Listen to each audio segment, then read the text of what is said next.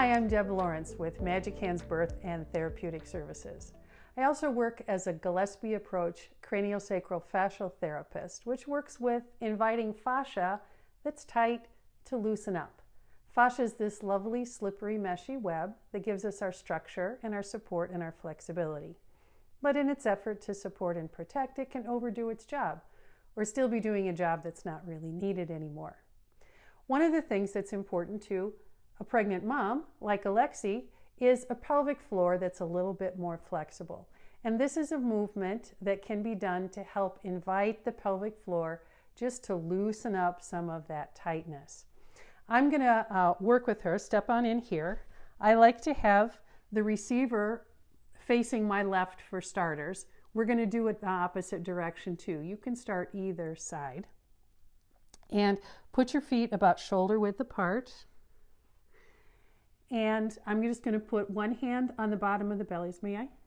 Mm-hmm. One hand on the bottom of the belly and one hand back on the sacrum here. Now you're going to take this leg and put it up on the table and point it straight out and get your foot ahead. There you go. And now what we're just going to do, this knee can unlock if you need it to. You don't have to. If it's a little bit of a strain, you're welcome to bend this knee. Either way, you get to pick. And now just glide and come on back. Now the pelvic floor is still a little tight, but every time you glide, it's going to let a little bit more go. See how she's gliding a little further every time? And we're not making anything happen. Now you're catching yourself. So let yourself go as far as you can go. There you go. Feel that? Mm-hmm. So the fascia is unhooking itself in this section of her pelvic floor. So we're just going to glide. Very commonly, when fascia unhooks itself, the receiver feels often some heat. It's starting to get warm underneath my hands. It's not my hands. It's her fascia that's releasing. Okay, that's good. Now, her feet have been at a 90-degree angle to each other. So this foot's going to stay where it is. Raise up your toes and move this to 45 degrees. There you go. So now, first of all, her feet were like this. Now her feet are like this. See how her belly's at a different angle?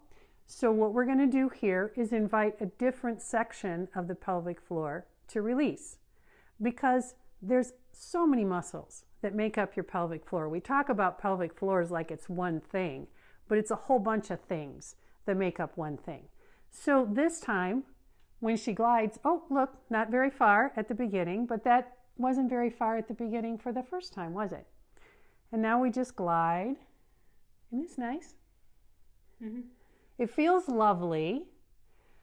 When fascia unhooks itself, it also releases a little bit of hyaluronidase or relaxin. So it just feels so nice and comforting too, doesn't it? You just get a little, oh, this is lovely. There we go. Nice. Oh, beautiful, beautiful. And one more.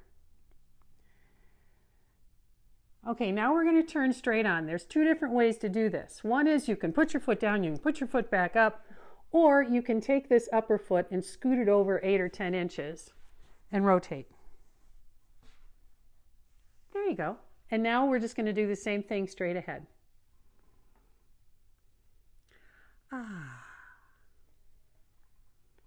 So every time you expect that you're not going to go as far when you start a new section. Now, Alexi can continue to do this at home if she wants to. She can do it on a coffee table, maybe put a chair next to her to give her some stability. Stairs are a great way to do this because you've already got the railing there. Do you need somebody's hands on you? Probably not. You're going to be able to get some benefit. My hand front and back, oh lovely, is making a bit of an electrical connection through her. And because I know what I'm doing here, I'm also doing a little assessing. You have to find the Goldilocks spot here one more time. That's lovely. You have to find the Goldilocks of between not trying too hard and not preventing it from happening. And now we're going to invite the other side. I often request the receiver to move their foot closer to me so I don't have to reach quite as far. Okay, this leg goes up. And be sure and put the foot ahead. Bring your foot back so it's even with your knee. See how you can't go very far if the foot's not ahead? So that's one of the reasons that the foot needs to go farther forward. Now we're at 90 degrees. And again, we're just rocking. I find that my pregnant clients, sometimes this is this position, the 90 degrees on the left leg, can be a little more difficult to move. Other clients, yeah, we're fine. Is this only for pregnant clients? Oh, heavens no. Anybody that's got something going on with their pelvic floor, this is a lovely little movement that can encourage. I think probably there's some advantage to having hands, at least the first time. Okay, so let's bring your foot around to 45 degrees. So again, we went 90 degrees, 45 degrees straight on. On the other side, again, 90 degrees, 45 degrees straight on. So here's our 45 degrees. I find that we do this and I say, now walk around. And my clients are like, wow, I just feel so much better.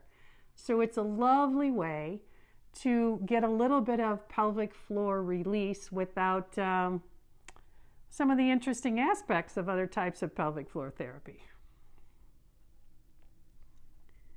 And one more good one.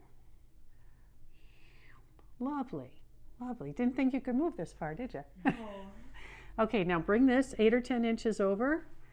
And then to move the bottom foot, oftentimes you can just lift the toes and rock on the floor. Lift the toes and rock to come all the way around. And here we go.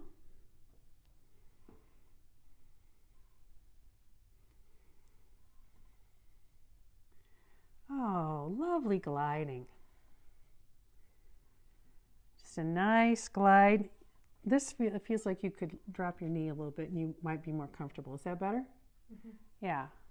If you feel stiff, try bending the supporting knee, and that can help.